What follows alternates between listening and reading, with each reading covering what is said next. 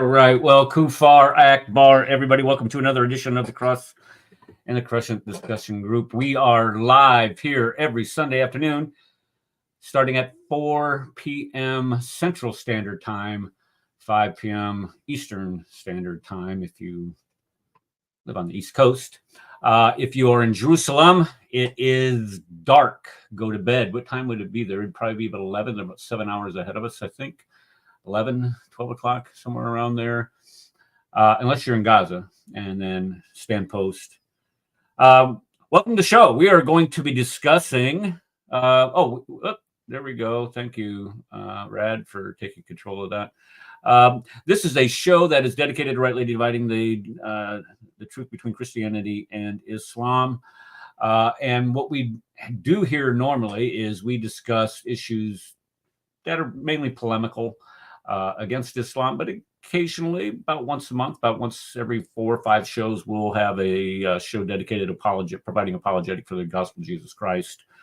But as of late, our calendar has been filled with Hamasholes and the things that they have been doing in the Gaza Strip. And today isn't any different. Today, what we're going to do is we're going to be looking at the people who are supporting them, people who have provided them cover, people who are helping them, whether they intend to do it, purposely or they don't mean to, but yet they still are. So today we're going to start with something that I had brought up last week, and that was this march that went on in Washington, D.C. last Tuesday, I believe it was Tuesday. They had a march supporting Israel. And of course, you have your curmudgeons that will say that this was a hate rally. But I promise you, nobody got beat up during the rally. Nobody was threatening other people because of their religious affiliations. And there was over 290,000 people that attended this rally, 290,000. And they had speakers from people who, as we see right here, that were related to some of the hostages. People who were they had some politicians, even people on the left, Chuck Schumer and some of his ilk showed up. So it was kind of a breath of fresh air that we saw in DC this past week. I was hoping beyond all hope that there would be enough numbers to counter some of the hate marches that we see almost occurring weekly on our college campuses. This week is no different. This was at the University of Maryland. Whoops, where's it at right there?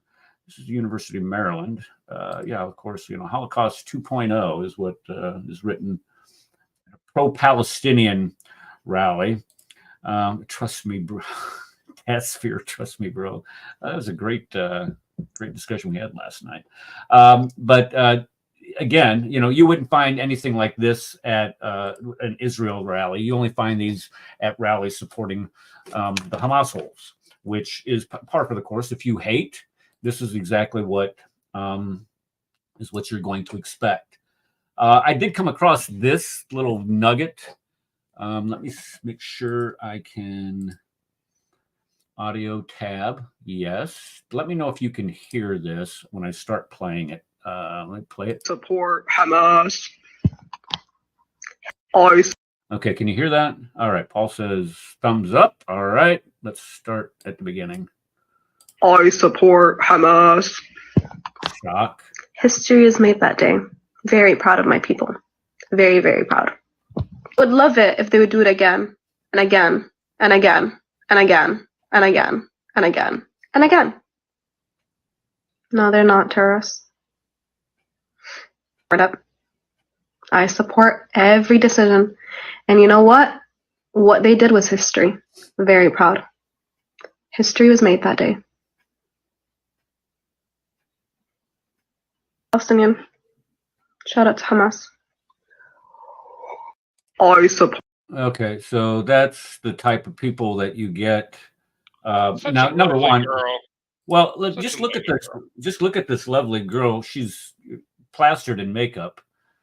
I wonder how far she would get in one of the labyrinths of the Hamasholes wearing makeup like that. But with that said, this is exactly the type of person that we would expect to be attending these hate rallies that Hamas or the Hamas and their supporters will be putting on. If you support everything that Hamas has done, well, then you, of course, support the killing of civilians. Well, let me rephrase that, because when we talk about Muhammad Hijab today, this is one thing that he did not differentiate from: the purposeful targeting of civilians in military operations. If you support the purposeful targeting of civilians in military operations, then yeah, go ahead, support Hamas. If you support the killing of women and children, the purposeful killing of women and unarmed women and children as they sleep in their beds, then you support everything Hamas does. If you support the binding with wire of women and their children, and then having them set on fire and being burned to death, then you support what Hamas does. If you support placing babies in ovens and turning those ovens on, you support Hamas. If you support the raping of women as a means of some type of religious right, then yeah, you support Hamas. What's Dominic writing here? What is a poppy seller? What is this thing? They beat up poppy sellers in the UK, Hamas supporters in the UK. What is a poppy seller? Dominic, if you could. That's Armistice Day support. They sell poppies too. Okay, and the Muslims beat them up. Handing out poppies on Veterans Day, November 11th. Armistice Day, yeah. Wow. Yeah. Yeah. See, this is the difference between good and evil. This is the difference between civilization and anarchy. This is what hatred looks like. This is what savage brutality looks like. So if you support these things because you think that this whole argument, this whole conflict is about land, you're an idiot. You really, I don't know how else to describe your intellectual capacity or your ability to engage reasonably on this issue. This has nothing to do with land and everything to do with killing Jews. If this had something to do with land and the entire Muslim world was interested in solving this would have been solved in 1949, 1950, and the Palestinians would have been absorbed into the neighboring Islamic countries, just like Israel. All the Jews that were forced out of the Islamic countries were sent to or went to Israel. Then naturally, this is how empires and countries have gone to war for all of history. But the only time that this really matters is when it's Israel, don't you see? The rest of the time of history, no, it doesn't matter. But with Israel, it has to matter, don't you see? When this has happened in the past, the neighboring countries have always absorbed those populations. But they're not doing this with the Palestinians. Why? Because it's Israel. And they want to have this as a pawn or as a chip, as a playing card, whenever they want to go out and kill Jews, to fulfill the admonitions of Muhammad. And it was Armistice Day. Thank you, Dominic. Right there, Paul. Yep, Paul's right. Mm-hmm. And they arrested anyone who had an English flag. What? Yeah, they went after, the police went. There was an actual parliamentarian who made a comment, and they threatened the parliamentarian who made a comment about how they were the English police. He actually, I think he was fired for talking about how the police were favoring the Hamas blanks over the English. Yeah.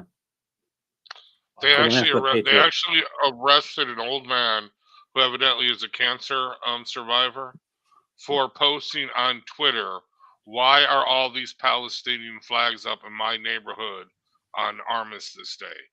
They actually It's showed up. because of it's because you idiots won't listen to people like me, people like Eric.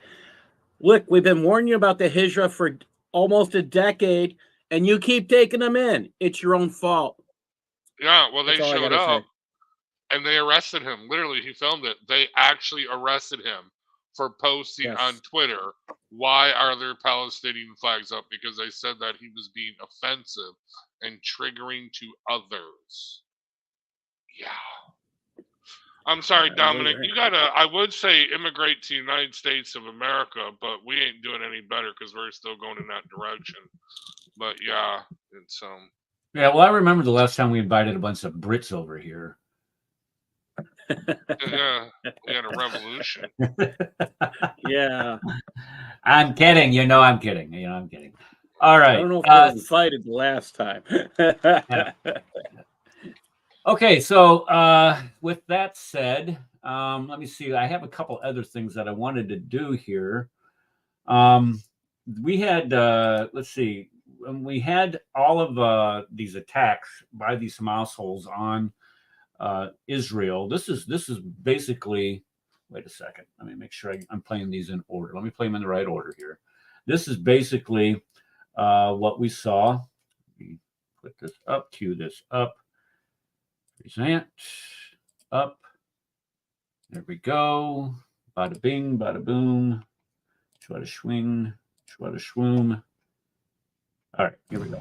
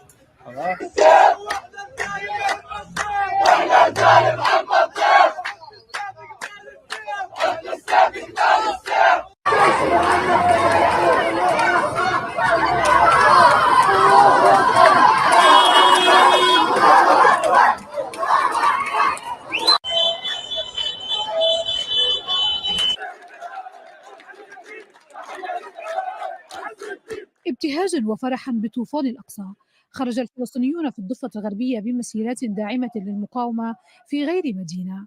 في رام الله خرج الأهالي بمسيرة عفوية وهتفوا للقسام ودعوا إلى تبييض السجون من خلال عملية تبادل الأسرى الفلسطينيين بجنود الاحتلال الذين أسدتهم المقاومة. المقاومة اليوم أثبتت مرة أخرى أن خيارا وحيدا يلتف حوله الشعب، خيار المقاومة، خيار المواجهة.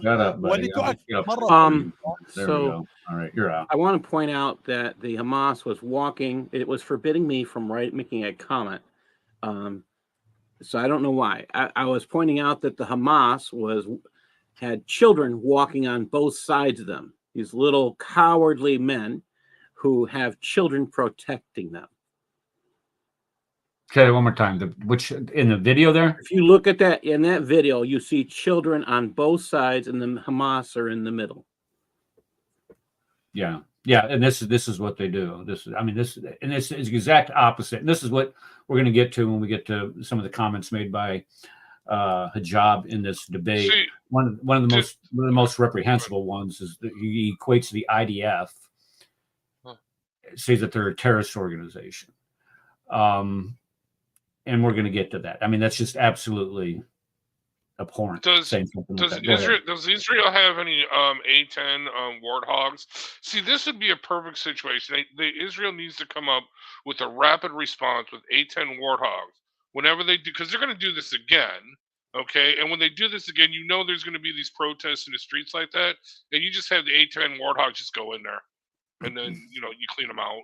And that's Well, just it's yeah, yeah. Yeah, if you don't know what yeah. an A-10 Warthog is, these are tank killers. They're slow. When we start talking about fixed wing aircraft, and how, like an F-15, F-16s, 23s, the Raptors, when they fly over you, it scares the living crap out of you, especially if they're like 50 feet off the deck, because of the noise. I mean, it'll rattle your bones. And we used to do that in Iraq. We would fly low over some of these places that we were going into, just to give them a heads up and shake their confidence a little bit. Well, but an A-10 is a little bit different.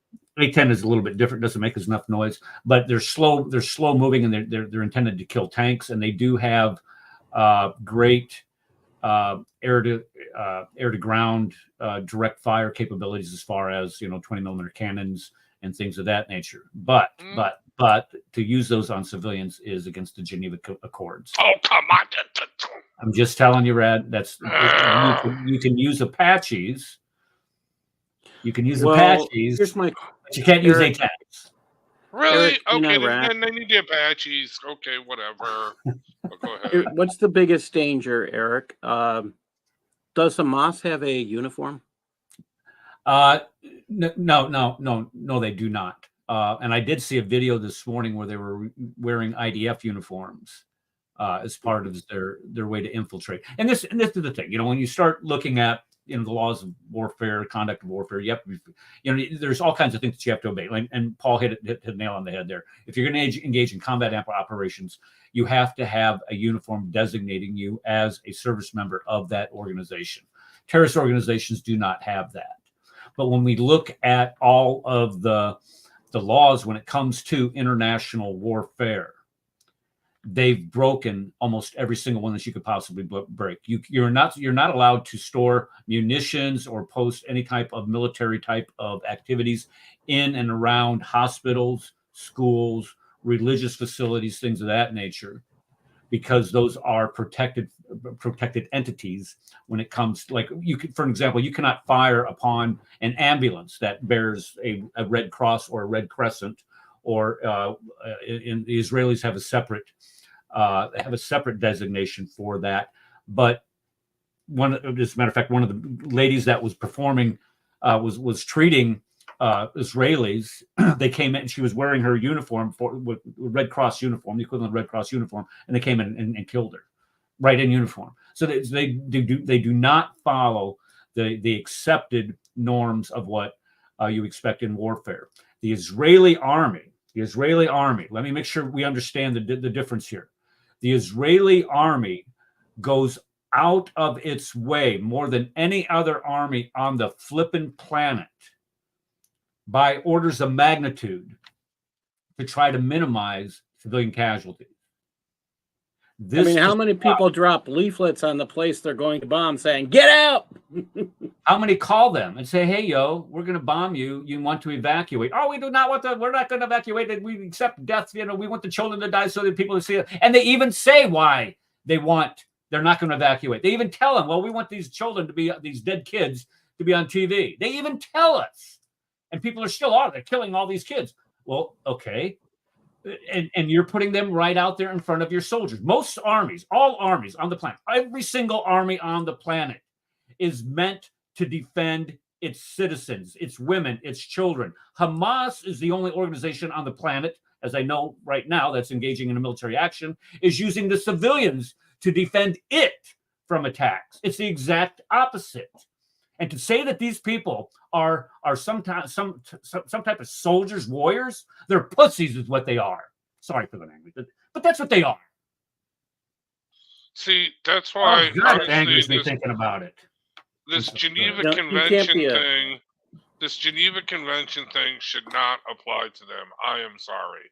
If your opposing enemy is going to violate said Geneva Convention, then you should not be entitled to oblige by it either. It doesn't entitle me to violate. Two wrongs don't make a right. It does not entitle. If somebody is, I get it. I honestly do. I completely understand that perspective. But as far as if you are indeed a professional soldier, which, oh, by the way, some of the people that we're going to be talking about today call them soldiers, but they know nothing of being a soldier, know nothing of being a real soldier defending people. You are not allowed to engage in those type of activities. You are not allowed to purposely target women, children. You're not allowed to purposely hide behind or shelter yourself, provide some type of cover or concealment using things that are outlawed by warfare, schools, hospitals, things of that nature, or ambulances. It's completely prohibited. Even if it would save your life, you're still prohibited by law, by the confines of those accords, that you can't do it. And no soldier worth their salt would do it unless you are part of the Hamasholes.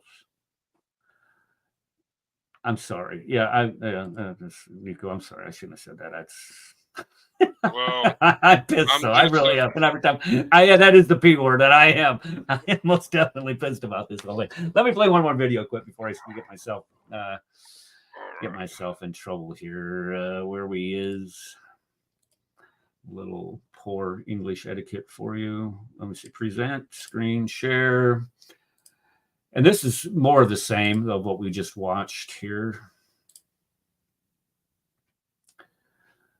Let's play this.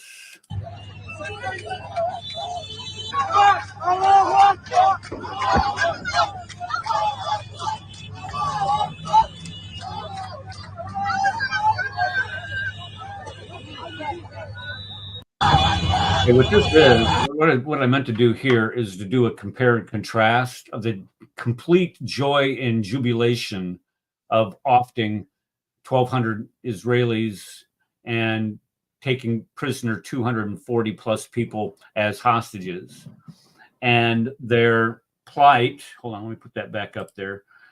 Whoops, wrong one. What their plight is now, and I don't want to say you deserve what you're getting.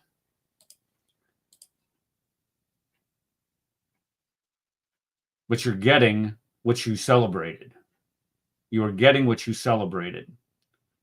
You celebrated the death of 1,200 innocent people, 1,200 people, the kidnapping of 240 people, which includes babies and, oh, by the way, a 3-year-old American child. And this is what you're getting right now. You're getting the absolute wrath of God poured out on you because of an election of Hamas to be your leaders. Now, it's taking a country with a sense of legitimacy, a sense of courage, and a sense of authority to come in there and remove that decision, that bad decision that your country made back in 2006 when you elected Hamas. And it's taken the death, countless deaths, thousands of deaths of their own people to end that. And Israeli soldiers are being killed every day on the battlefield to save your butt from Hamas. All right. Paul, you got something that you wanted to share here? If you could push that up. As stated, there was a survey that went out, and they discovered 75% of those living in the area defined as Palestine supported what Hamas did. They've determined that 72% of all French citizens, people who are natively French, fear that a similar event will happen in France, where they will target the French. Oh, well, civil war, civil unrest, if you start something, you can't finish it. And this is where Nicodemus said, "Beg for it," literally. Yeah. Well, this is what they've asked for. It's a sad illustration of what they asked for. They wanted war with Israel. Go ahead. I don't know that this is a picture of Gaza, but I do know that this is a picture CARE has put up saying, look at the devastation that's happened in Gaza since. Well, if this is Gaza, Gaza literally asked for it. And It is, And but it's a filtered photo. But I love Yeah. it. I love what the Israelis have done to the place. They're really redecorating. You know, I mean, this is a rehab project. You know, is what I'm thinking. But here's the problem, though, people. hold Bring on that just a picture second, back up. Paul. Paul, is this Yeah. your survey that you were talking about? I just read an article on it. I didn't. Okay, let me doggone you. Yeah, I saw that. That's the Twitter comment I saw. Yeah. Yeah. Okay. And it's that's who Marina. Yeah, I know Marina. All right. Yeah. So you got 59% extremely support Hamas, another 15% somewhat support. That's 75% of your population. Yeah. Can you bring that photo back up, Paul? Yeah. Yes. Let me go ahead and cancel that one and bring this poll back up. Okay, right. So here is the problem, people. This is the main problem. So eventually there's going to be a ceasefire. Eventually. Oh, they've already agreed to it. Israel has agreed to a ceasefire for 5 days. Like what? Right. There's going to be 85. There's going to be an exchange of 85 of the Hamas taken hostages, but for an undisclosed amount of terrorists that Israel had arrested that are teenage terrorists, and they're going to release those and the female terrorists. That's something Israel has agreed to. That came out last night about 9 o'clock. Yeah. So again, but eventually, yeah. So I mean, they're making a mistake here, obviously. But no, it's just going to continue on this. But eventually, this whole thing's going to come to an end. Okay. And all the UN money now, and of course, we're going to obviously have to donate billions of dollars too, because we've got to. I don't know why. But all that money is going to go back into rebuilding that place. And that means these Hamas people are just going to get even richer. They're going to be even more billionaires. Well, you know what I mean? Yeah, the other thing is Israel has said that Hamas will not be in charge anymore.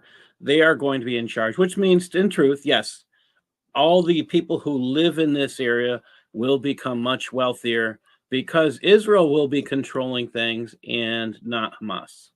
So those billionaires they'll have to invest the money they already have because you know what? They're not going to get another penny. That's the good thing.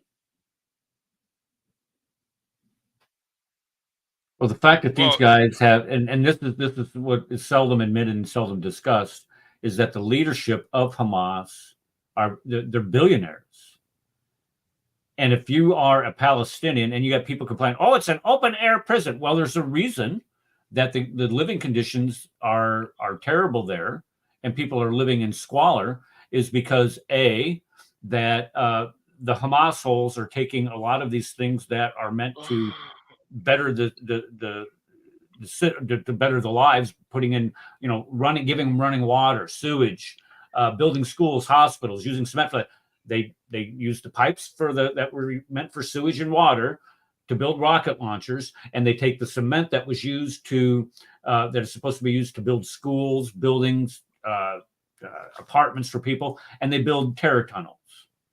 And then all the other additional money, humanitarian money that's pouring in there. These guys, these guys are siphoning the money off and becoming filthy rich. Go ahead, Red. So even if Israel's not going to occupy it for long. They can't. They have no intention of it. Now maybe that's not. No, that is actually the stated response right now. They intend to take over and keep that. They will not ever again. I don't think they'll ever again let Gaza be run by itself. I understand that's what they're saying, but there will come a reality where they're going to have to sit there and say, well, we can afford to do this. We don't have the manpower. We don't. I mean, seriously, because those. Well, we'll see. But either way, now maybe they drove all those people to the south.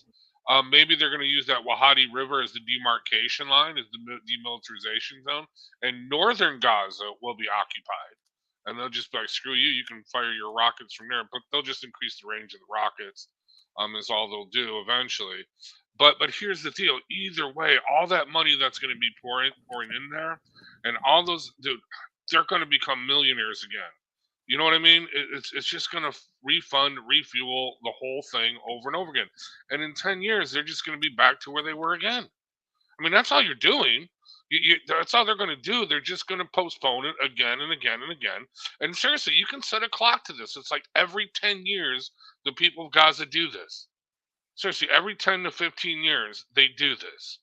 And Israel goes in, smashes them up, blows them up, and then all the money comes pouring in from all the nations. They rebuild it, and they funnel off the money. They build even more terror tunnels, more rockets, and then they fire it again at Israel. Then Israel goes again. You know what I mean? It's just like, no, Israel needs to totally, well, Deuteronomy 16, baby. Deuteronomy 20, verse 16. Just go in there and get rid of them. I mean, I'm sorry.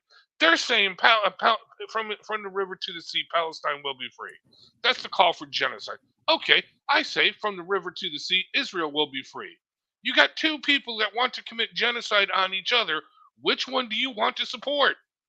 I don't think you have two people that want to commit genocide on each other. I think that's a problem. That's an error. Yeah, I think that's an error. That's a problem. It goes against all of Judaism to say that, though. Yeah, read Deuteronomy 20, verse 16, and but you're summarizing it. You're putting murder as part of that. I think there's a huge difference. Leave nothing that breathes alive is, well, anyway. I'm just fed up with this. I really am. I'm just fed up with this. Just do it. Get rid of it. You know what I mean? I'm sorry. Yeah, I see the. Look at I saw that, Dominic. I saw that. This is what I'm going to be putting on my fence in the front. Let me see if I can. Let me make myself big here. Look at. Do I have control? Rad, have you seized control of this thing? Yeah, go ahead. No, look at there. Okay, I got it. Okay, I have made. Okay, I've made copies of all of these posters for the people who have been kidnapped. Okay, what you got to do, and I'm going to put these. What you got? Let me finish, for Pete's sake. I'm going to staple these to the fence. I have a wooden fence that goes around my property. I'm going to staple them right on the front side. What? Okay, go ahead. What you want to do is put double-edged razor blades on the back of in the corners of each, and one on the top, just right before it. So if they do come to rip them down, well, then you can follow the blood trail and find out. I don't think. It's like following a deer. Yeah, and it is deer season, by the way. People are shooting all over the place around here, and it's not coming from. Yeah, but you guys got like little dogs for deer, man. They're tiny. Well, they'll do some damage to your car. All right, so let's go ahead and take a look here. Let's see here what we were going to jump on next. I lost my place. I'm sorry. Genocide. Okay, we have our favorite imam made a post, and I go over there and I admit it. I do look at his Twitter account. I look at it probably every 2, 3, 4 days or whatever. I'm not a troll by any such stretch of the imagination, but I do go over there and take a look at it. Troll. And this is what he's posted here a couple of times. Let me get this up there. Okay, can I make this bigger? Let me see if I can make that bigger. Can you guys see that? Okay, this was posted October 25th. And it says, it's disturbing to know that a group who had acts of genocide enacted against them would eventually use acts of genocide to attack another group of people. Swine of the humankind. So he's calling Jews swine of the humankind. Totally anti-Semitic. Because, well, yeah, that's about as anti-Semitic as you can get. This is what anti-Semitic pigs do: is they use anti-Semitic words and slurs, and then claim that they didn't, or they did. That's not what we meant, or something. You know, it's like I'm going to take my belt off and whoop you type thing. Well, that wasn't racist, of course. Here, I want to make sure that somebody who says these type of things doesn't make the same mistake again and make himself look like a total fool. I'm just doing this because I'm a teacher, and this is what teachers do. They try to make sure that people understand the type of words that they're using. And when you use the word genocide, now notice he says genocide. Now, genocide used when he's saying that the Jews had this enacted against them, he was absolutely correct. They were specifically targeted for their religion and for annihilation by a specific group of people, which was the Nazis. And if you look at the definition here, the deliberate killing of a large number of people from a particular nation or ethnic group with the aim, here's the key thing, aim of destroying that nation or group. So is what Israel doing right now in Gaza, are they committing genocide against the people of Gaza? Do they fit that definition? Well, again, let's look at the definition. Deliberately killing. Are they deliberately killing civilians in Gaza? Just ask yourself that first question. Are they deliberately killing? Okay. And why are so many civilians being killed then? Well, it's because the Hamasholes are using these people as human shields. They will not let them evacuate. We showed a video last week of people trying to evacuate through these corridors, these provided corridors, and they start getting shot at. They're not allowing them to evacuate. So the Israelis are purposely trying to set up, endangering their own selves as soldiers, to provide a pathway for these people to get out of the war zone, to get away from these Hamasholes. But the Hamasholes are purposely trying to keep them closer. Now let's look at the next part of this definition, so he doesn't, make himself look a complete moron again.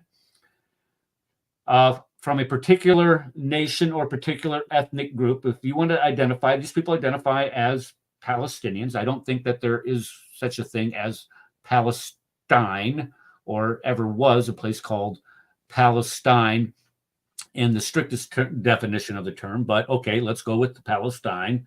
And then look at right here, with the aim of destroying that nation or group. So is the purpose of the Israelis right now, is their purpose to destroy the Palestinians? Ask yourself that question. So you have two essential parts of the definition of what genocide is. Are they trying to purposely target them? And are they trying to destroy that group of people? And you'll have your answer. The answer will become obvious. The answer, of course, is that, okay, what is DL doing? Oh, you're coming in here. And I was going to post that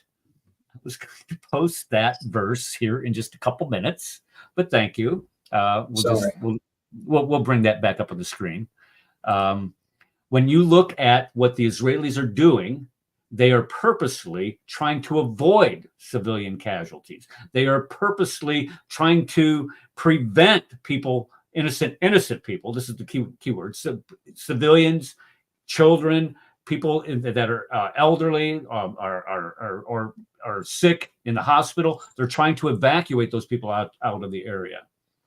But yet we have people like this trying to say that the Israelis are committing genocide, a genocide that they themselves have visited upon themselves. This man is a liar, and he is his dishonesty and his anti-Semitism is palpable here. All right, there was something. Let's get to the other thing that DL was alerting to. Let me see. Where did it go? Where did it go? Where did it go? I have it right here. Right here. Okay. This is 3 days after. This is 3 days after the October 7th attacks. The bodies, they still haven't discovered all the bodies. But they are now starting to rot, and they have not all been picked up yet. And look what he's saying here. Through propaganda, they promote war. Now, okay, so let's just start with the first part of that. Through propaganda, who is promoting war here? Anybody? Hamas. Exactly. It isn't the Western civilization. It isn't the media. This is where you had a group of individuals unprovoked. As a matter of fact, 10 days prior to October 7th, Hamas and Israel agreed to a ceasefire. 10 days prior to this, Hamas and Israel agreed to a ceasefire. So 10 days. Not only that, not only that, but they were sort of normalizing relations with Gaza. They were allowing the Gazans to come in and work in Israel, which actually boosted the economy like by a lot. It had a significant impact, allowing those 10,000 Gazanian workers to come in and work in Israel. I mean, no, it had a significant impact. And what did those what happened? What did those workers do? Go ahead. What did those workers do? They sat there and they planned the whole thing out for them. They were the spies. Now, of course, they not all of them were, but yeah. No, right. They went in there. They mapped out the kibbutzes. They identified how many each household had, where the bunkers were, or the bomb shelters were, the safe rooms. Here you go. Here's where they're located. Thank you. See, that's what I'm saying. I'm sorry, Israel. Okay. So through propaganda, they promoted war. The only side that promoted war here was the Hamasholes. Let's continue reading. They feed the masses with it like swine of the humankind and kill them. I don't. What is this swine of the humankind? Hold on. Let me see if I can. I think he just likes bacon. Yeah, I put my swine on top of their law. Brad wanted me to put my flag up, and I said, no, I want to make sure that people understand exactly how I feel about Islamic law. And that is your swine right there. Okay, let's go back to this. The swine of the humankind and kill them all. Nobody has ever said,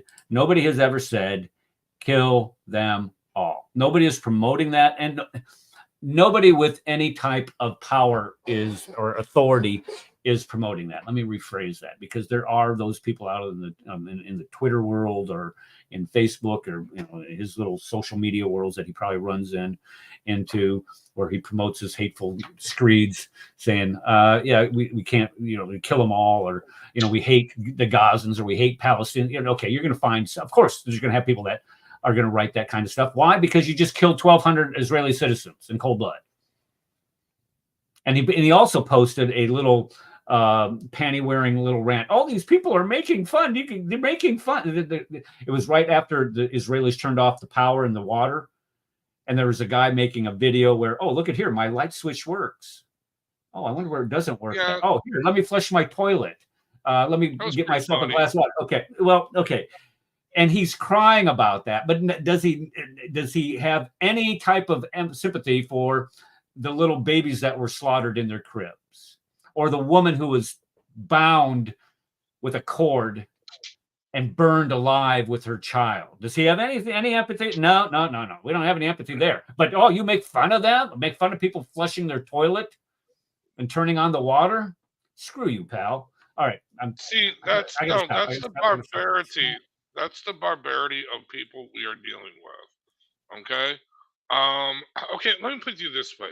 What is their motto? They all say this as they live their comfortable, cush lives here in the West. We love death more than you love life. How can you fight the people that love death more than you love life? Well, there's a simple solution to that, dude. Give you what you love. I am sorry.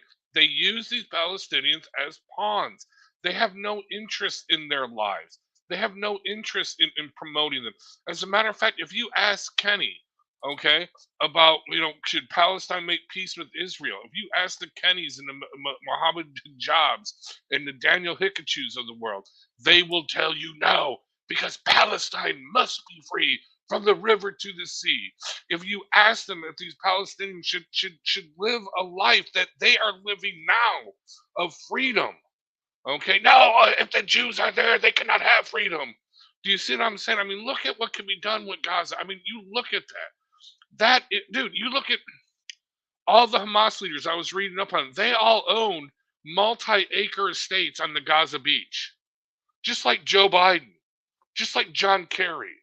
Just like Obama. You know what I mean? They own the prime real estate. And they don't care about the plebes.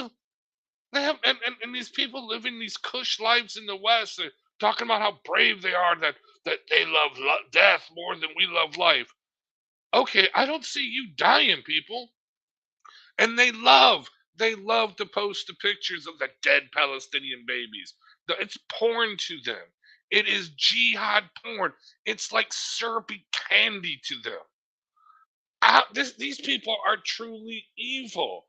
I'm sorry, how can you deal with them? How can you negotiate with them? How can you have any semblance of peace with them? You can't. And that's the end of my rant. I'm sorry, but I'm really negative today because I'm sorry. I just got them scrolling through a bunch of torn apart Palestinian babies, and I'm really upset. I think a lot of us have let this affect us. You know, and the reason it's righteous anger is what it is. When you see, you know, because one thing that Shmuley brings up in this debate, you know, he goes, "Oh, well, you know, Islam is about bringing justice. It's supposed to bring justice for everybody." No, it doesn't. No, it doesn't. And here's an example of what I'm going to show you right here. Look at what he says here. They dehumanize their enemies by calling them animals as commoners because puppets on the string of propaganda puppeteer. What is that? Oh, become puppets on the strings. That'd be a lowercase p. That's okay. Yeah. So they dehumanize their enemies. They dehumanize their enemies. Are you guys catching that? He's worried about the purveyors of propaganda. The puppets on the string are dehumanizing their enemies. What does the Quran call Jews? Hold on. Apes and pigs? No, right below. This is what DL just posted. Chapter 98, verse 6. Indeed, those who disbelieve among the people of the scripture and the polytheists will be in the hellfire or fire of hell, abiding eternally. They are the worst of creatures. The people of the scripture, worst of creatures. The people of the book, worst of creatures. Moshe Khan's very descriptive. Verily, those who disbelieve in the religion of Islam, the Quran, the Prophet Muhammad, peace be upon him, from among the people of the scriptures, and he identifies them, the Jews and the Christians, and the al-Mushrikun will what? Abide in the hellfire. Why? Because they are the worst of creatures. And here you have an imam who wants to sit here and condescend to us to say that, oh, they dehumanize their enemies. Well, pal, your Allah dehumanizes non-Muslims by calling them the worst of creatures. And yes, Rad was right. He also, he calls them that, says that he turned them into apes and pigs. So, well, not only that, in Kenny's in Kenny's little tweet there, he's the one who's dehumanizing people by calling them swine of the humankind. So he's actually doing the dehumanizing. Dude, oh man. See, this is what I'm talking about. I think Western civilization went off the track when two things happened. One, we stopped drinking beer out of our enemies' skulls. Two, we let women vote. And I'm saying Kenny's a woman. I'm just saying, dude. Okay? I mean, sorry, but that's a funny joke. Go ahead. It's funny. This is another one of his tweets here. Right here. Let me put this back up there. He's lamenting, we've been told for several days that the Shani Loke was brutally murdered and stripped naked by Hamas, and her mother is now coming forward with claims that she is alive in Gaza. Propaganda. And he gets this from this lady here, Morgan Arlo or something like that. So she's still alive. Look at her. Shani's. No, she's dead. Right. She's been confirmed dead. And this is her in the back of this vehicle here. And this is what we see on, let me see here. They were spitting on her. They were sacking her. Half her head is missing. You can see it in the photo. Yeah, but, you know, she's alive. You know, I don't know if the mother actually said that or if that was a scam. I mean, they could have been, because remember, these sick people were using their phones to send text messages to the family with pictures of them. You know what I mean? With, you know, a picture of them being murdered, picture of them being beaten. You know, so maybe this woman got a call saying, yes, your daughter's alive. She's in a Gaza hospital. Send us money. You know what I mean? So we don't know. Look at that spitting. See that little kid spitting on him? There were multiple. Yeah, and look what everybody around there is doing. Look at what everybody is doing. Hold on. Now they're all crying. Oh, what was me? Yes, screw you. What are they shouting?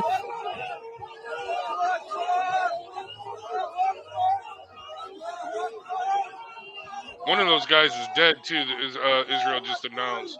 One of those guys in that truck is a Hamas leader, and he got smoked. Good. Yeah, nobody's going to miss him. Yeah, I mean these are the type this is the type of ideology that Western civilization is up against, and this is why I've said called repeatedly on this show. If you look at the roots of this hatred, it has I'm going to say it again. The dispute is being framed as it's one about land and the rightful return of people to their land. But that's not what the dispute is about. The dispute is about the hatred for Jews. That's when you cut away all the clutter, when you look at their actions, it's all about hate. It's all about Jew hatred. Well, where does this Jew hatred come from? And I'm not saying that Christianity is not completely innocent of Jew hatred either. But this is right out there. This is right out there in front of us today, where we can see it almost in every single nation, in every where we have large populations of Muslims. You see it in England, you see it in France, you see, and then you go to Muslim nations. It's all over the Muslim nations. They're much more open about it in these Muslim nations. What is shouted every Friday? What do we talk about in these Friday prayers?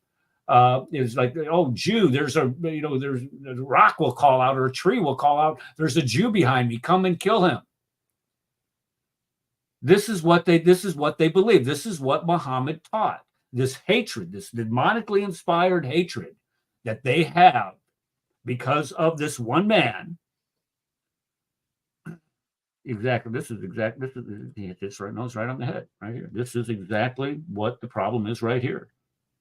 They do not have the guts to call out the religious animus that is generated from the religion of Islam. Here is a list. Well, it's never been about the land, and it's about that they cannot have Jews ruling over Muslims in the Middle East. They cannot have that. That is an anathema. That is something that they cannot have. Okay, they are kufar if they are ruled by Jews in the Middle East. Okay, it is something foreboding to them, and that's why they actually hate the Palestinians.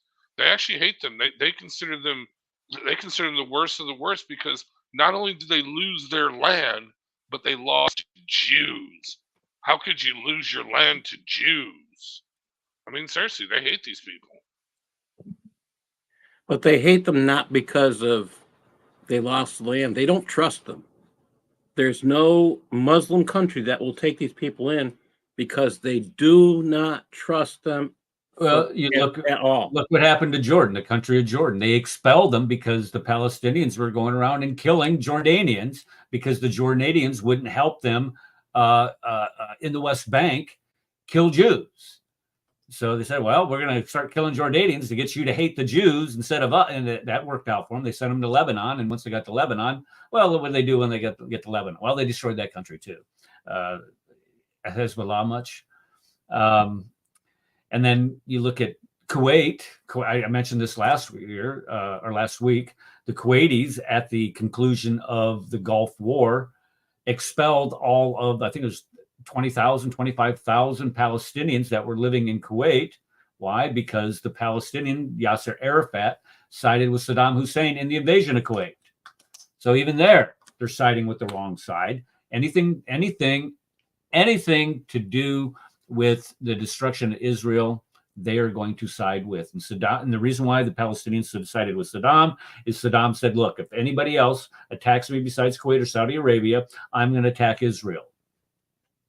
And if you remember, he did fire Scuds at Israel during the war. And Israel just took it like a man and didn't respond like they were requested to, not to respond. Now, Isa, if you're there, sent me a video clip. When he comes up on mic, I'm going to show his video clip. It's what is this? Welcome to Columbia Yosemite. I'll bring that up. Here's a post that I saw on Twitter. Let me bring this up. Does this come up? No, it does not come up. I got to put it over here. Sorry. You think I would have gotten better at this, but I have not. So when we look at terrorist organizations, when we look at a very small number of organizations are responsible for tarnishing the reputation of the entire Muslim community. I don't think you can read that. Let me make it bigger. Can you read that now? Can you read that? Hello? Hello? Can you see that? Hello?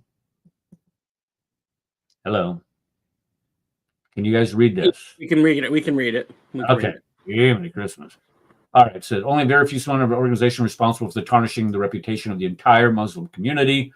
These carefully selected Islamic organizations work to spread terrorism in the name of Islam. It's crucial to oppose organizations that spread terrorism in the name of Islam. And it's just a few organizations. It's list ISIS and Hamas and Al Qaeda and Boko Haram, the Taliban, Al Shabaab, Hizb ut-Tahrir, Hezbollah, Tariq al-Taliban, Lashkar I can't even pronounce these words, but they're terrorist organizations that are in Pakistan. There's just a few, though. Lashkar-e-Taiba, Lashkar-e Jangvan, al-Sunnat wal Jamaat al-Ahrar. Yeah, it's just an endless list. Yeah, and here's Jamaat al-Dawa al-Quran in Afghanistan.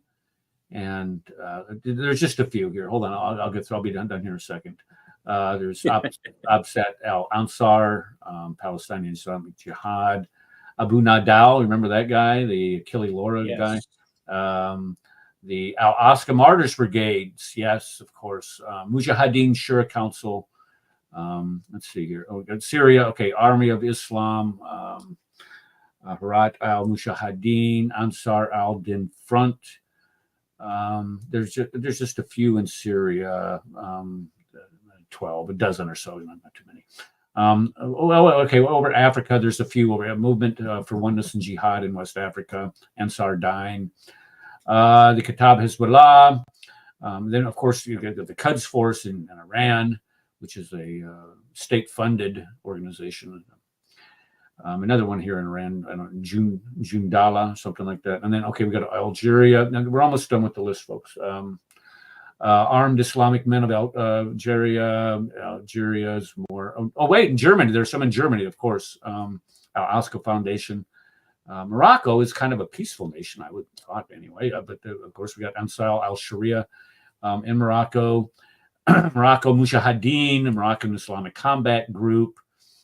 Of course, Yemen. Yeah, of course, Yemen. There's a civil war in Yemen. Millions of people are being displaced and hundreds of thousands are being killed there.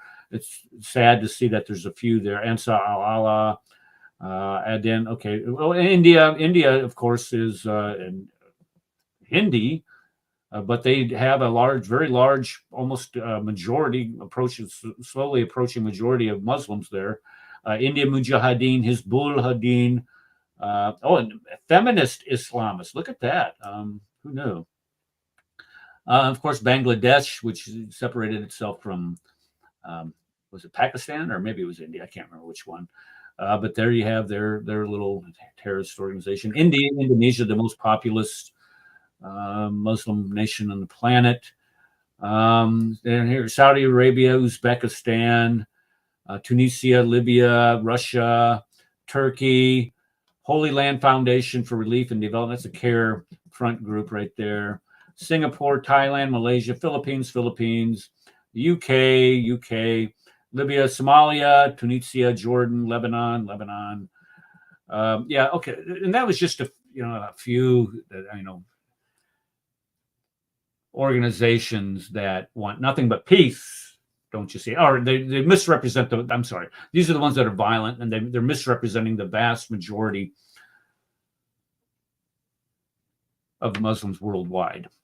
I don't think so. I think that in order for these organizations to exist, you have to have a wide, broad-based foundational support structure. So yeah, this is pretty much the pervasive ideology promoted by Muhammad. Okay, does anybody have anything else that they want to add before we get into Muhammad? Just one more thing. Just one more thing on this. Like I said, I've been going through, unfortunately, looking at the jihadi porn, all the dead babies blown apart. And I notice a constant theme in these videos. Well, I noticed a few of them. One, it's like they do action, and all of a sudden everybody's always running towards the camera with the dead baby. You know what I mean? But I notice, dude, they literally are with these small, tiny children screaming, "Shahad, Shahad, another Shaheed. My baby's a Shaheed." Think about that. They actually want their children to die so they can go to paradise. They're celebrating this. They're not crying tears of pain and anguish. They're crying tears of joy that they finally have their assurance that they're going to get into Islamic paradise because their child was killed. I mean, how these are the people we are dealing with here, and these sycophants, these Muhammad Hijabs and these Kenny Bomers and these Daniel Hikachus and all the others who are living a cush life in the West, saying that you love death. You love this. You love for these Palestinians to die. You love it when these children die. This is what you celebrate, is death. What kind of a human being are you that does and this? That's the problem. That's the problem right there. They've lost their humanity. That's the key point right there. When you are able to, number one, when you are able to do these type of things that they have done to other human beings, you've lost your soul. You've lost your humanity. You are not a soldier of any type, and any cause that you may have been doing this in the name of, you have just damaged that cause. You have not increased the validity of that cause. You have damaged that cause, but because of what it has done, it has shown the underlying depravity in which that cause is being built upon. When you are willing to well, let me finish. When you are at that state, when you are in that mindset, you have ruined that cause. But the cause, again, like I said, is not about this land. It's not about reclaiming the land. If this would have been about the land, this would have been solved years ago. This is about completely ethnically cleansing the Israelis from the river to the sea. And that ideology is Islamic. It is the Islamic ideology that is driving this issue of Jew hatred, of murder. And this ideology, I've mentioned it several times here before on this show. In order to accept Muhammad as a prophet, you have to be a spiritually blinded individual to human reason, to facts, to history, to all the things that are good that we find that come from religious practices, that come from Judaism, that come from Christianity. You have to completely be detached from all of that. This is why I've said that they are, and this is why I pray for Muslims worldwide every single day, that their soul will be, their hardened hearts this blindness that has been cast over, this demonic blindness that causes them to hate, to think that it is right to hate, to think that it is right to kill, to think that it is right to do these things to other human beings in the name of their cause. That is the only way that this thing gets solved. It has nothing to do with reason or saying that they are human. They've lost their humanity. If you are embracing what this man taught, what Muhammad taught, you have lost your humanity, because this is the fruit. Christ tells us, you will know who my people are, you will know who my sheep are by the fruit that they bear. If you have goodness that comes out, the love that comes out of your heart, you see that. And this is the fruit that we see that comes from the Quran, that comes from the Hadith, that comes from the Sirah. This is that comes from the Sharia, mainly the Sharia. And Paul and Kufar phobia have been through that 100 times from sideways. When it comes from that, this is what you get. Okay, but Eric, hold on, Eric. You say that them doing this weakens their cause or destroys their cause. I don't look. Okay, yeah, we had a big rally, which unfortunately none of us were there because I didn't even know about it until it was too late. But they had this big rally in DC. At the same time that was going on, well, roughly in the same time period, they had rallies that were bigger than that in London, in Chicago, in Philadelphia, in what do you call it? South Africa, in Germany, and in France, all over the country, and they were bigger crowds. And this has been going on now for weeks. 290,000. I don't know. The one in London was 300,000. I don't know what. Well, the one when they took over London Bridge. But no, either way, what I'm saying, but they are doing it constantly. This is a weekly thing for them. Right. All over the world, this is happening. And you're seeing this. I mean, I don't know, dude. I think the world's being handed over. And Israel is the canary in the coal mine. And Israel is screwing up. And I have a feeling Israel's going to be overrun soon. I don't think so. But, I don't see that happening. I'm sorry. I don't see it happening. Okay, do you want to get to the hijab debate? Or let's get to the hijab. Yeah, let's get to the hijab thing. Yeah. Okay, let's... watching this is penance. I'm just going to warn you. Watching this really is no fun. Because you listen to both of these guys scream at each other.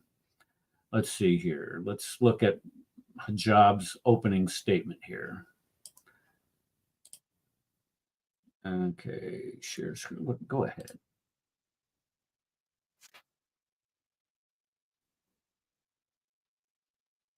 Chainsaw into one compact device that can be used.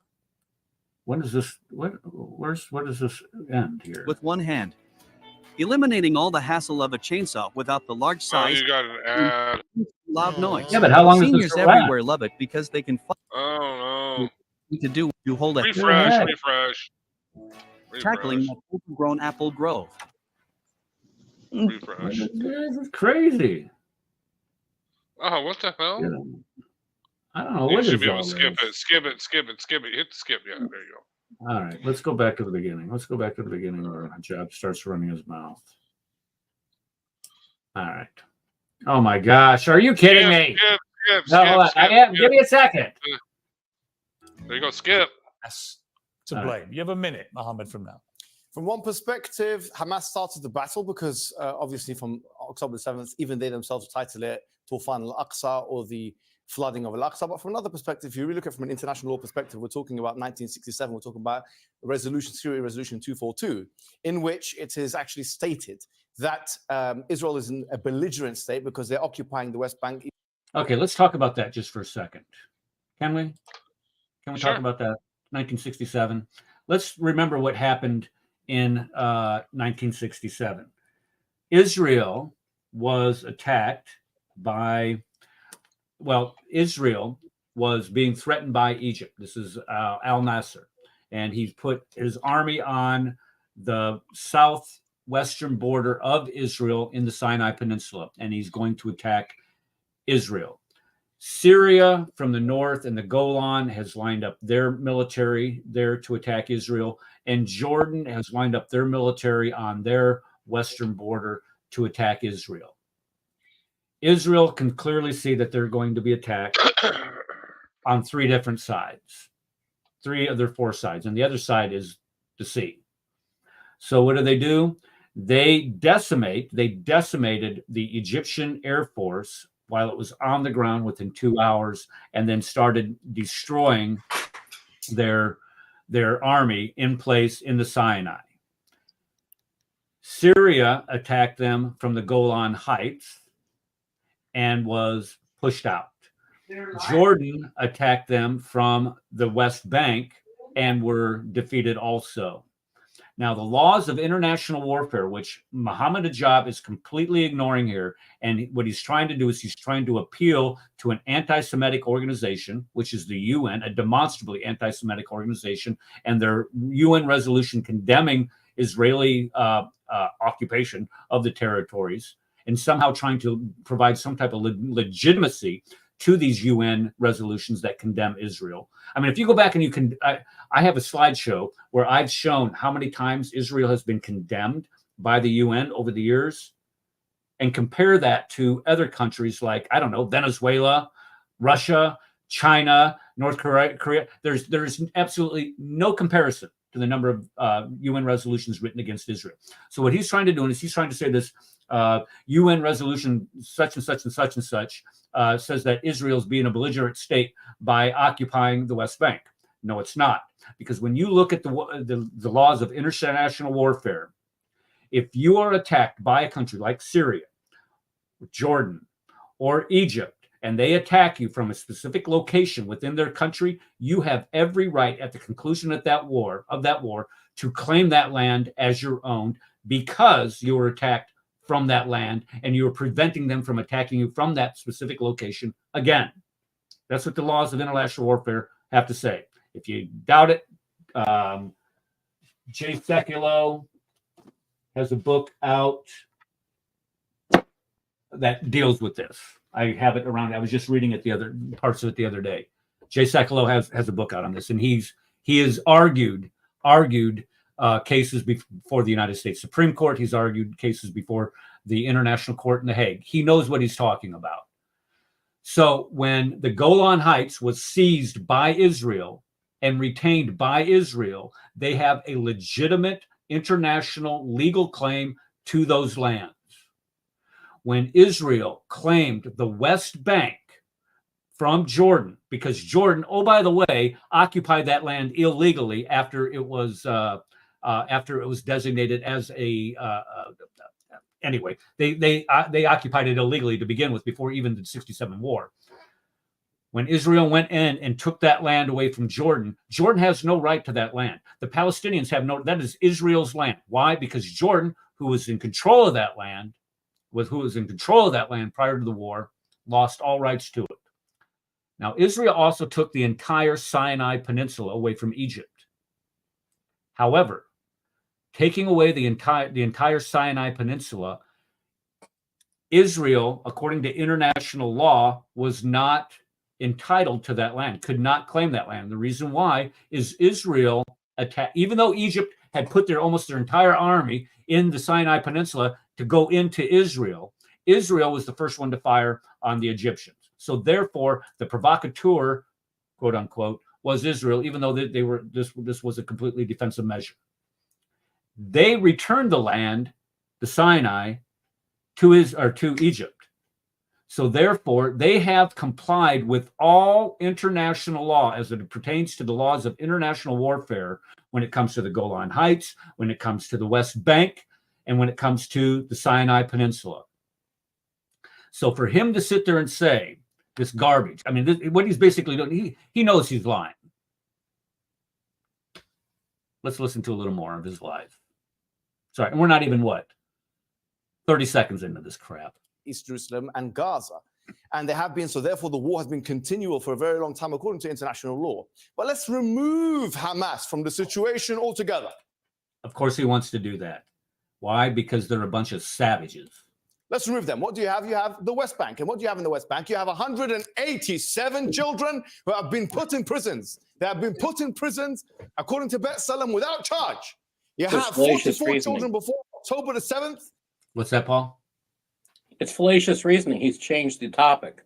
Yeah. He changes a lot of things. I don't know if you watch this. This is just crazy. No, I don't like him. I don't think he's worth anybody's time, usually. October the 7th, in just 2023 alone. So if you remove Hamas from the equation, what you have the West Bank. You remove dominance from the equation, you have the West Bank, and what you have occupation, you have settlement, which you condemned, rightfully so. You condemned that on your show. Okay, what we call settlements, or what he's calling settlements, we call them neighborhoods here in the United States. They're not settlements. If it's your land, you have every right to construct neighborhoods in these lands, period. Settlement's there. Want to know how my oh my gosh, what is this? Oh, they got pictures of me here. Hold on. We just did 7 minutes of late. Sorry. Okay. Rabbi Shmuley, 1 minute to respond. Resolution 242 in the UN doesn't mention a single thing about aggression or aggressor. That is a total fabrication, and it speaks about disputed territories. But let's be clear. The occupier of Gaza is Hamas. They won an election in 2006, had a civil war with Mahmoud Abbas, took the Palestinian Authority officials, threw them off buildings, killed Muslims, killed Arabs. Mahmoud Abbas is afraid to go to Gaza. He's terrified of Hamas. He hasn't been there since 2007. And let's be clear, Hamas is an abomination to Islam. Sultan Salah al-Din, the greatest Muslim conqueror of all time, after whom the main artery in Gaza is named, he said that you have to allow all prisoners to be redeemed. He would never hold hostages. And remember, Rabbi Shmuley is full of crap. Prisoners of war. Rabbi Hamas Shmuley needs to read Thai non-Jewish workers. You asked your last appearance here for real first-hand sources. I'm the first-hand source. I saw it in Kibbutz Alumim. They raped women. They had sex with dead women's bodies. All right, that's a little sick. It's how they think that if they speak real fast, just like this, nobody's going to actually hear them because they speak so fast. That's just part of this is culture. The louder you talk, Muhammad Hijab speaking so fast. That's the Middle Eastern, but it's Muhammad. It's the Middle Eastern culture where you speak loud, you speak fast. It's Middle Eastern culture. It's not necessarily something. And I agree, but Hijab here is called out for being the bully that he is, and rightly so. And this is the way he operates.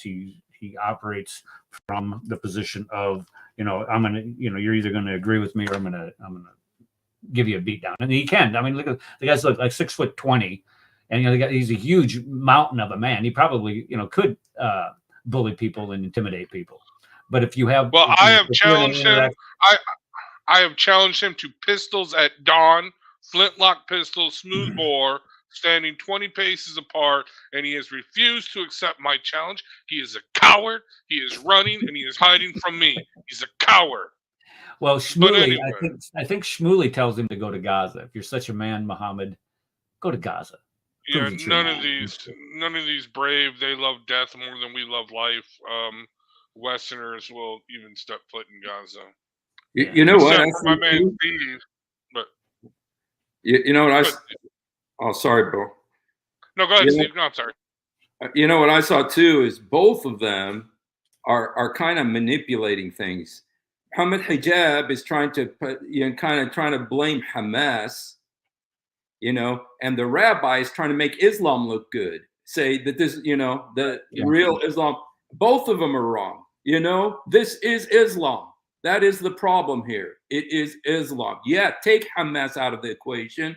You still have Islam, and so the both of them are trying to, they're both looking at the wrong problem.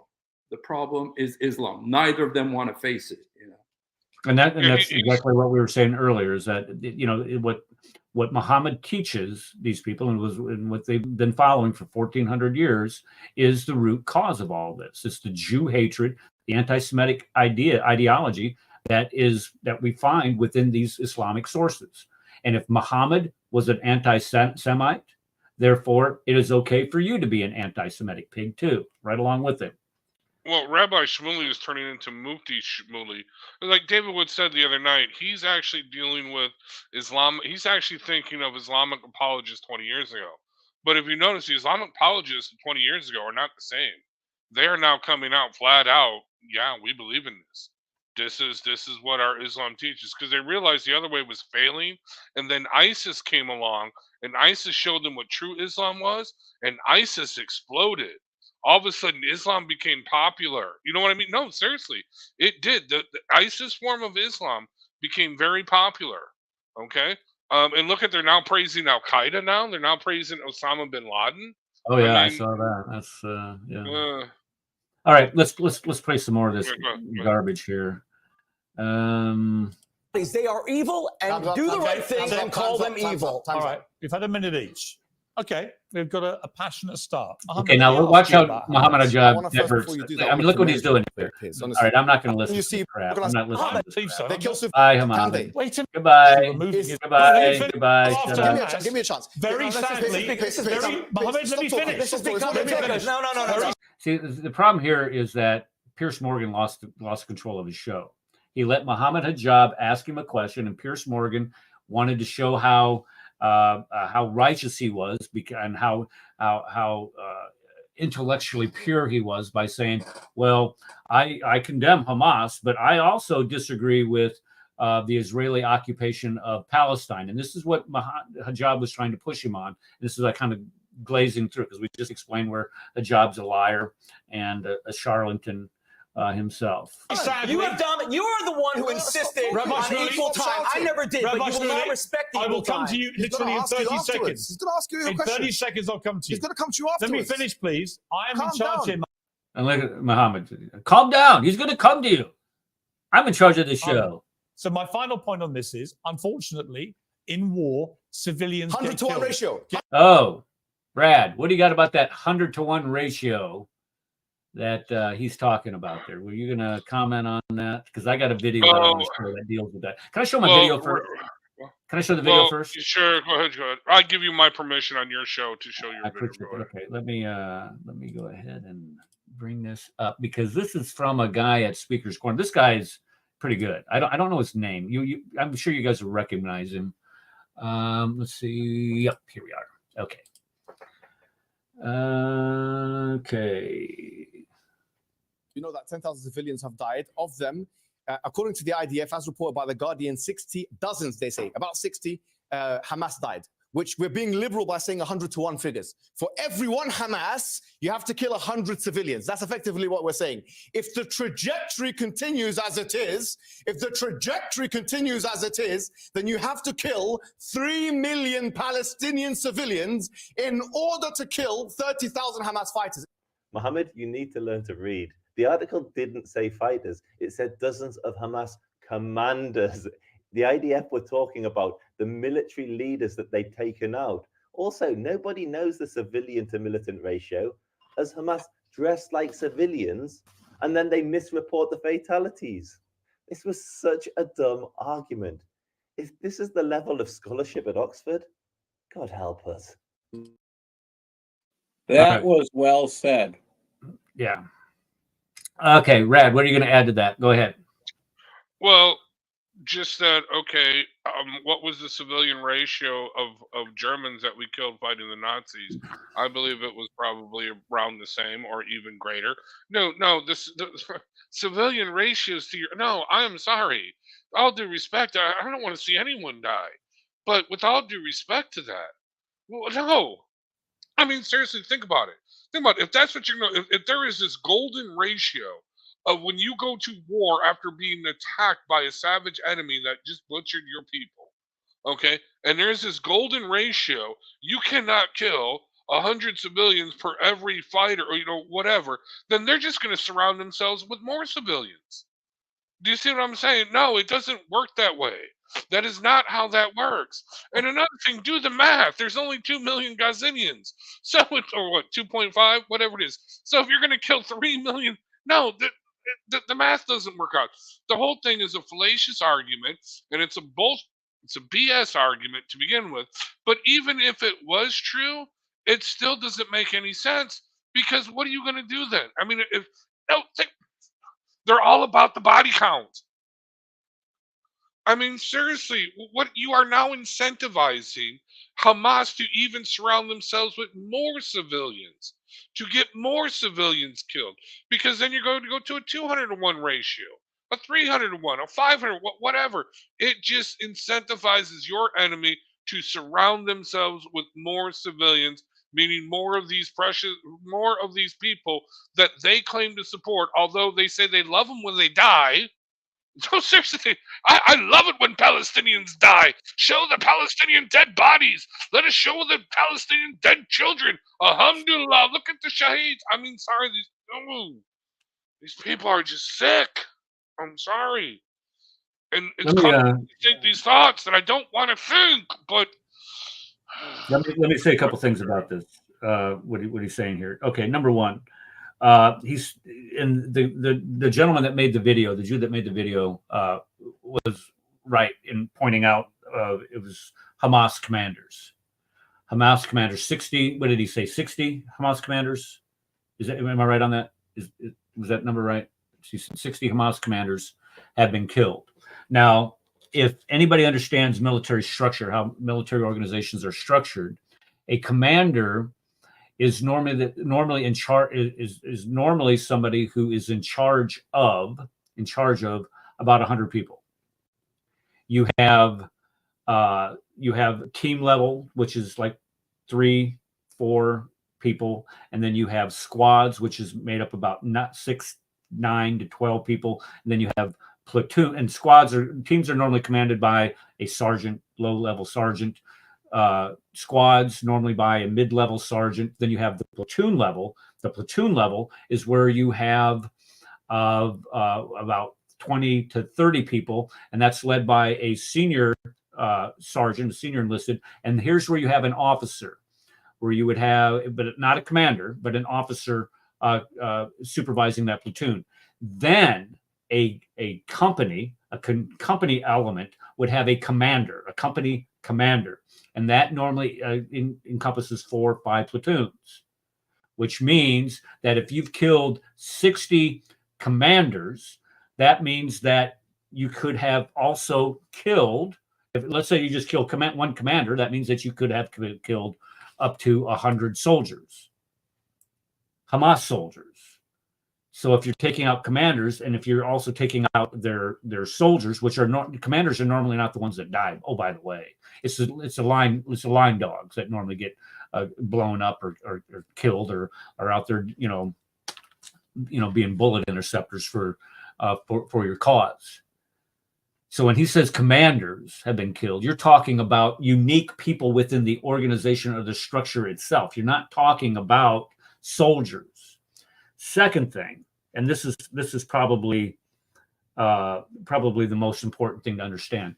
This is the same type of reporting that we got when a hospital was blown up by the IDF, and 500 innocent civilians were killed by the IDF. Do we believe that? Of course not. So the reliability of this information, of the numbers, to include the civilian numbers. Oh, by the way,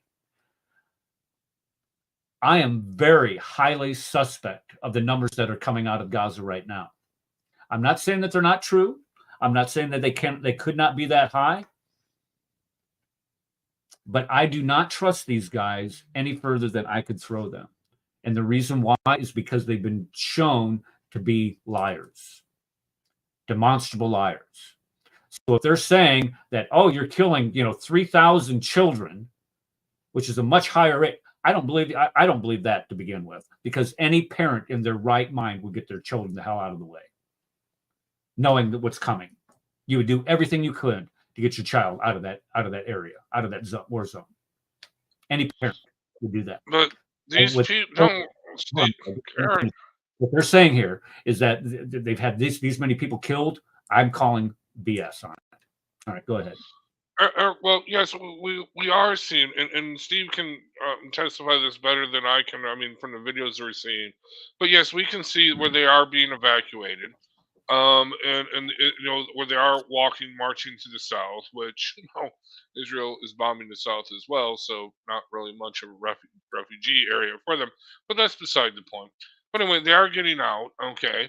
But we have others, and these are the hardcore believers. And like I said, I've seen videos where they're carrying their dead child. And they're celebrating it, screaming "Shaheed, Shaheed!" I get that, Rad. Shaheed. I get it. We're focusing on the numbers here and what Hijab is trying to put forth here. This, and you and I both know, and I agree completely with you. These people are sick. They're and this is the problem. They're demonically blinded from the truth. They're demonically blinded from seeing the goodness that a faith system should provide you. There is no goodness in this. There's no love for thy neighbor. This is something that is completely antithetical to you and I. This is why the people of Gaza, more than anybody on this planet, need Jesus Christ. They need this Holy Spirit to be poured out upon them, to soften their heart, so they would be able to listen and hear the true love of God. Not this hate-filled monster that Muhammad created back in the 7th century. Not that fabrication, but the true God, the true love, the one that sent his son, that stepped out of eternity and gave his life for us, not expecting us to take somebody else's life for him, but giving his life willingly for us. That's what they need. This man, obviously, both of these men, all three of these men, I would probably put forth, are lacking that love that we find in Jesus Christ. Okay, do we want to play more of this? Are we ready? I mean, if anybody feels like we're in purgatory right now, if that place ever exists, this is probably what it's like. I don't know. Well, you got to play the part where I think it's towards the end, Muhammad Hijab really loses it, and starts, I don't know, yeah, it's what does he do? Funny. It gets kind of funny. He goes into the sex stuff. It's kind of funny. Yeah, I saw that. I don't want to get into that because that's just more of his depravity. But that's the funny part of him and his depravity. I mean, have you read the stuff the tweets and stuff that he said to David Wood and Apostate Prophet? I mean, it's like, dude, you're obsessed with this, dude. You know? I mean, he really loses it, dude. Oh, he's also called for the death of Shmuley's son. He's put about. Well, I saw that. I saw that. Yeah. Fatima okay, listen to him lie about in the 9th century in Fez, Morocco. Irrelevant. Now we have a man who says that he's a representative of Islam. He's meant to be speaking to you. He goes to Speaker's Corner. He speaks about whether 5-year-old girls are old enough for sex. He says that gay men are dying of AIDS as a punishment from God. And I'm sorry to have to say this to the listeners. That he did say that. Yes, I don't see how he can deny it. He did say that. Blood is gushing from their backsides. They're better off. You know what it is? Because you are desecrating a great religion. Now let me tell you why. Let me tell you why it's here. Because he will defend Hamas. I will. He will defend Hamas's butchery, savagery. He doesn't care that Hamas is an abomination to Islam because Islam. But he hasn't done the that. Children in Gaza are dying because Hamas uses them as bulletproof vests. Okay. Okay. Oh, well, okay. Well, what is... okay, that's a true statement. Let's hear what he says. Hold on. United States and France and England said yesterday that the Al-Shifa hospital is a military base. Okay. And it's a tiny veneer. Let him have his minute. And that's a tiny veneer of emergency rooms. Okay. A minute. But underneath all of it is a military base. You have a minute. And let me tell you something. If it's true that any of these countries care about the Muslims in Gaza because they believe what he's saying, that Israel's killing them, this is a map of all the countries that took place last week in Riyadh to save the Palestinians of Gaza from Israel. Do you know how many? That's Israel, a tiny thing. You know how many of them took in even one Palestinian from Gaza? Zero, nothing. All right. Look at that map because they want to. Oh, that's a good point. So the Arabs want to see. The Arabs want to see Hamas. Don't intimidate me. Don't bully me. Okay, let me ask don't intimidate me. I'm not afraid of you. I've got to be able to ask questions. It's a debate. Let's come back. Let me ask you one specific question which he raised, which I don't think actually is your belief. I don't think you have defended what Hamas did on October the 7th. Yeah. I think you did. Are they evil? Unless I'm wrong. Are they evil? Have you read his tweets? Are they? Hold on. Connie had sent me something. Hold on. Let me see if I can find that. And she said that she was going to come today. Evidently, she got tied up. Let's see. It showed up at timestamp. Let me copy this. And we pop this in here. She tells me to go to a timestamp. Okay. Oh my goodness. Another. Okay, and she says to go to timestamp 5441. Okay, so we're at 5441. 5428. All right, let's go ahead and what the heck is this guy? This guy like a freak. You need to share it. You need to share it, dude. I am. I just had to get it brought up here. Let me bring it up. I'm sorry. I'm not. Let's see here. Without mercy. Here we go. All right. On social media, and if possible, get more deeply involved. Beverly, thank you for your beautiful words, and I felt your pain very keenly, I must say. Muhammad Hijab, the distinguished scholar, writer, activist, and broadcaster now, has really broken through. In the course of this conflict, he has become one of the most important go-to people for analysis and in order better to understand why this is happening, what's going to happen next. He appeared here only a few weeks ago, and it's turned out to be one of the biggest. All right, it says go to 107 interviews. I have to wonder how much you paid. Okay, Connie, where am I supposed to go to? Am I supposed to go to 107 or what? For that, I wanted to speak to you about the demonstration. I don't want to listen to that. I don't care. Not just in London. 107. Let's go to as possible, as per what they've said themselves, like Daniel Hagari, Gottlieb.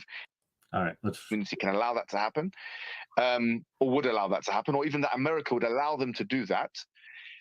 On balance of probabilities, either that they're going to take the north of Gaza, a lot of which is uninhabitable land, what they call an Arabic mantiqa to sifr, literally a place where it's uninhabited, unarable land, and people are not using it. Kind of like Mecca. Or that they're going to be repelled. I think these are the two possibilities, and that they'll probably be repelled 1,000 civilians. Because at this point, there is reason to believe that the intention of the IDF, obviously, is to kill as many civilians as possible, as per what they've said themselves. Like that. All right, so let me just say something about the IDF and his little comment here. The intention of the IDF is to kill as many civilians as they possibly can. That's baloney. It's much worse than baloney. It's like the worst type of hate speech that you could ever come up with. What Muhammad Hijab and his ilk don't understand is that when you go into military service, there's like an honor code, a code that you assume based on the unit that you're representing. There's and he doesn't understand it because the man has no honor to begin with. Let's just put it that way. But when you look at Western militaries, the amount of professionalism and dedication that you have into defending the ideals of your country far outweigh your own personal gains, your own personal beliefs, your own personal biases. You are not going to go out and purposely target civilians like he is insisting here. That is just a flat out lie. That is a lie from hell, from the pit of hell. No army, more importantly, the IDF would ever do that. The IDF is probably the most professionally conducted military on the planet. I would put them up there as far as the sense of professionalism, the sense of duty and to their country, either at or even above what we find in our own military here in the United States and other militaries in Western civilization, England, Germany. You're going to find a higher sense of duty in the IDF towards defending your country and representing your country well than other militaries. The IDF goes out of its way more than any other military, and I mentioned this earlier in the show, goes out of its way exponentially more than the United States military did in its waging war in Afghanistan, in Iraq, and other militaries when conducting warfare in foreign countries. They go out of their way to minimize collateral damage, to minimize civilian deaths. No military would place their soldiers, no other military purposely places their soldiers in harm's way to prevent the deaths of the civilians from the opposing side. No military. Well, I take that back, because we did that, and I saw a lot of that and we conducted a lot of operations when I was in Iraq that purposely prevented lanes of fire being directed at civilian concentrations. I'm not going to go into details on it, but we purposely tried to minimize civilian deaths when you use that type of fire. I mean, when you start using those types of weapons, inevitably people are going to die. And we purposely went out of our way to minimize it, knowing that it would provide a small, medium, or high level advantage to our enemies. But Israel does this, and is having to do that with every square flippin' inch of Gaza. Why? Because these Hamasholes are purposely hiding, and I saw a lot of the people in Iraq. There are a lot of soldiers doing this also. They'll try to blend in with the civilians, and this is how they fight. They fight like cowards. This is not how soldiers conduct themselves. Soldiers protect civilians. Soldiers protect civilians from others. They do not purposely endanger civilians to protect themselves.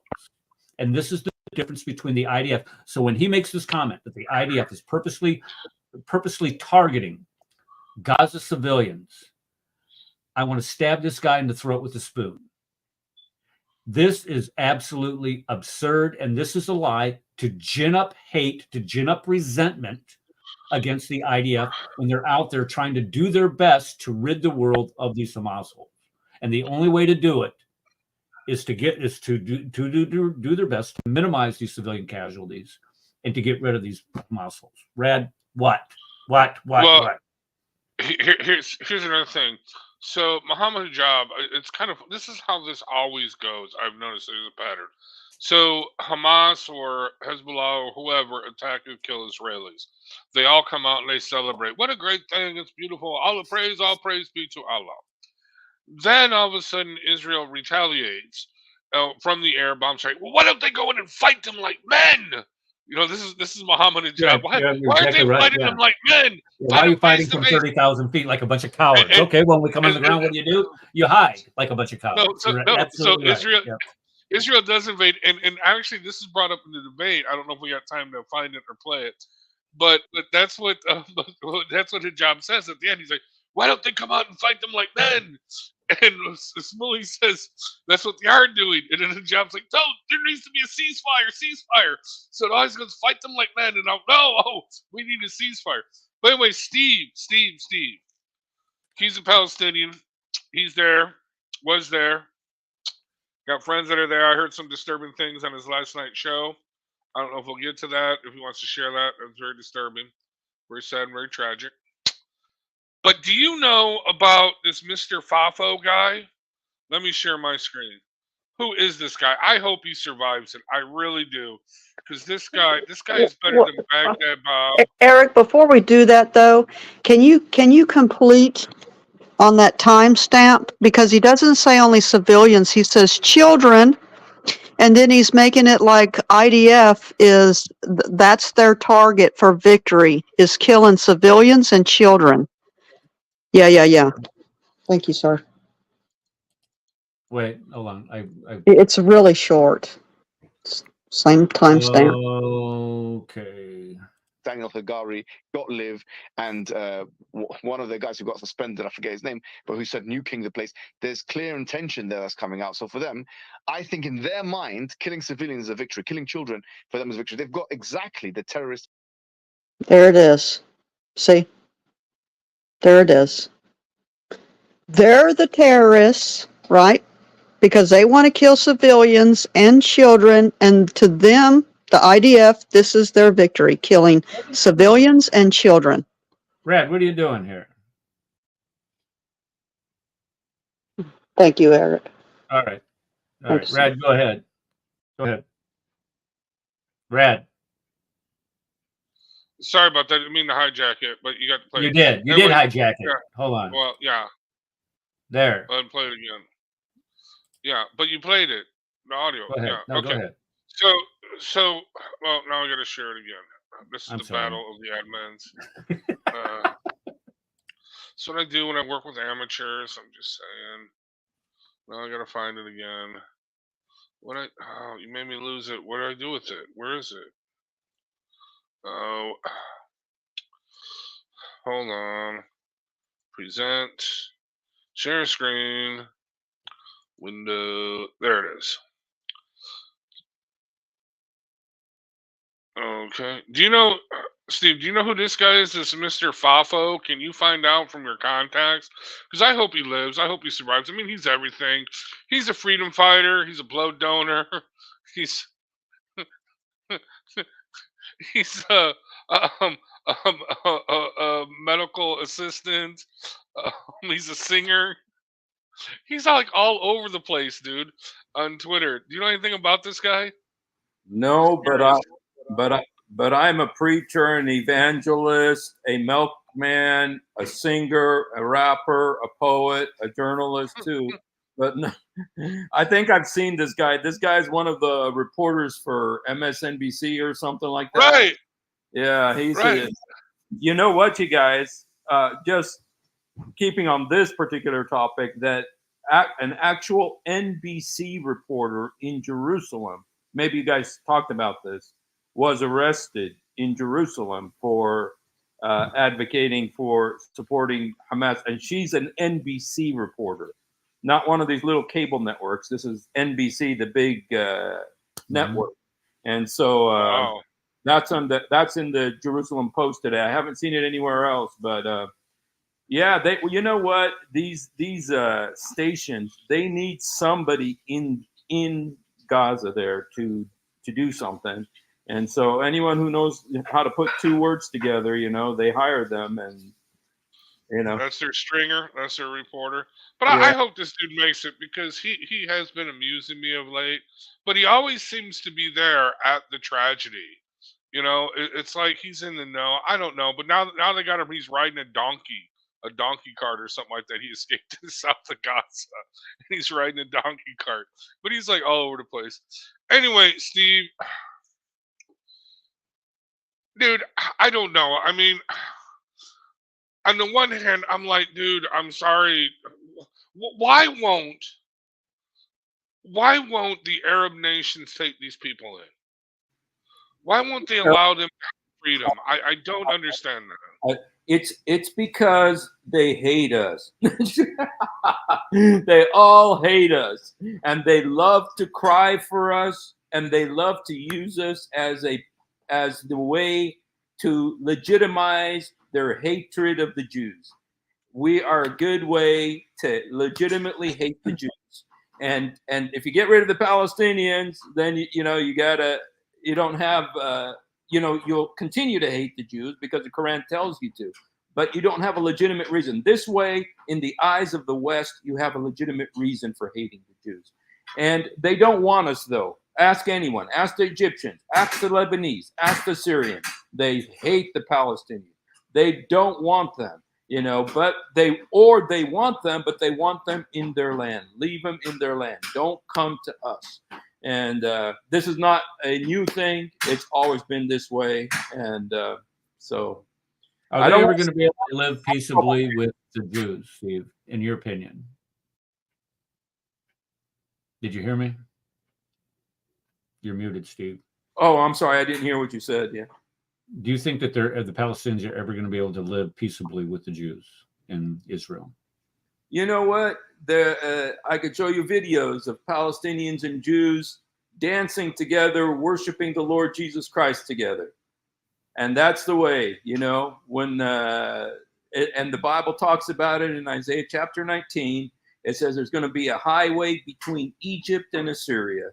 And Israel is going to be, you know, Egypt will be my people, Assyria will be my handiwork, and Israel will be my inheritance. And they will worship the Lord together. And this is not post-millennium. This is before Jesus comes back. And only in Jesus is there an answer. But I think, you know, I believe that's the only answer. Islam is the problem, you know. Right. If I could just say one little thing, though, if I could just be political for a second, I really believe the people of Gaza are so sick of Hamas.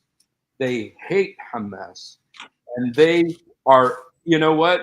They are secretly saying, Israel, take these guys out. We hate them, and they won't let us breathe, you know, and all the Arab, you know, like that rabbi was showing the picture of all the Arab countries, all 22 of them. Not one of them is supporting Hamas. They hate Hamas. They're scared to death of Islamic extremists in their own countries. They are secretly saying, Israel, take these guys out. Well, how? Okay, so if they're afraid of extremists in their country, like, you know, we're afraid of extremists in our country.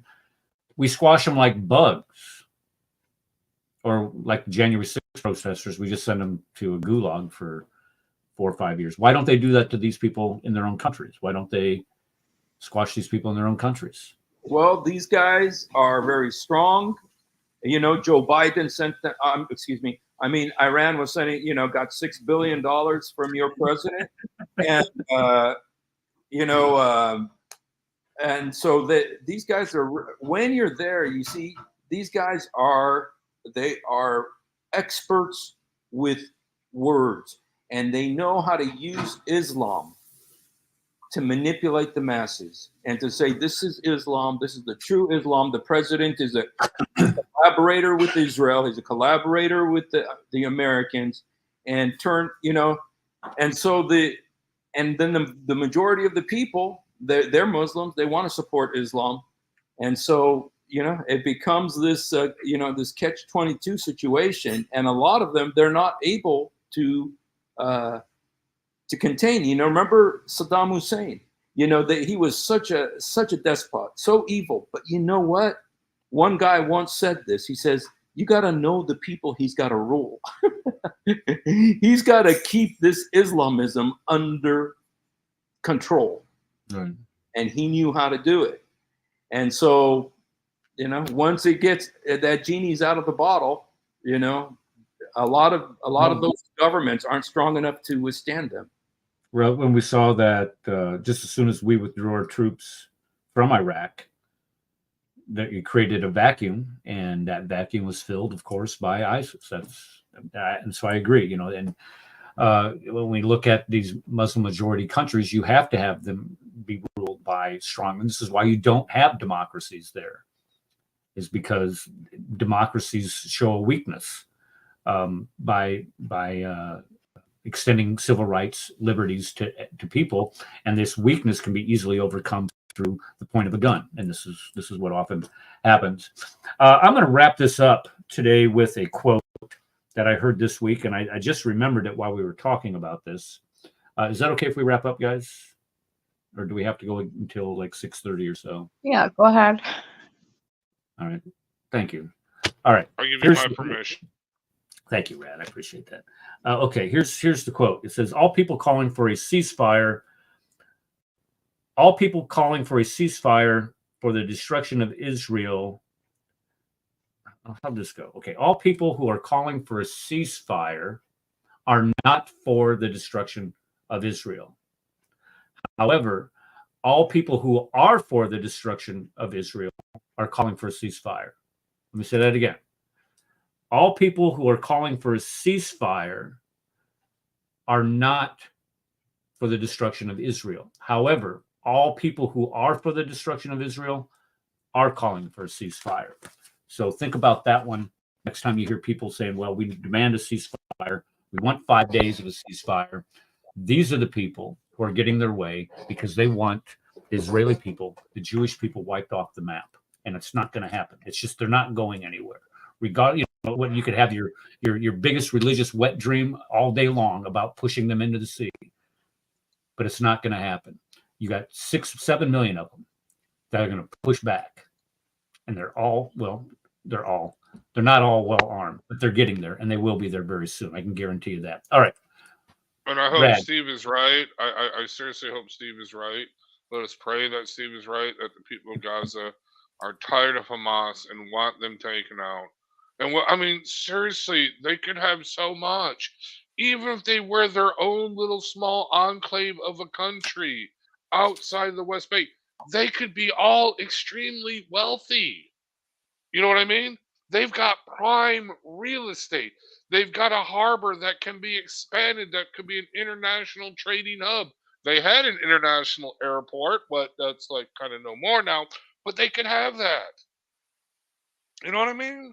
But what they do is they allow their hatred. They're allowing their hatred. They're allowing their hatred for the Jews to use these beautiful assets that they provided, a harbor, the location of the land right along the Mediterranean Sea, airports, and to facilitate the bringing in of arms to kill Jews with. That's what they're using for, and this is why Israel has to clamp down on it. It's the ideology. It's this demonically inspired ideology and hatred that they have for the Jews that comes directly out of this book right here. It's not any more complicated than that. All right. Thank you, everybody, for coming. People in the chat, I've been trying to keep up as much as I can with your comments. I always appreciate you coming in and spending your Sunday evening with us. And everybody on the panel, thank you so much for coming. Happy Thanksgiving. Oh, yes. Thanksgiving, folks, this Thursday. Let us always be in this state of thanksgiving to God for what he has given us, what he's blessed us with, and most specifically, what he's done for us through his son, Jesus Christ. Do we have to do a cold close tonight? Yes, we always do. No. Easy. All right. God bless y'all. We'll see you next Sunday. Advanced student and specialist, that the standard narrative has holes. That's what I'm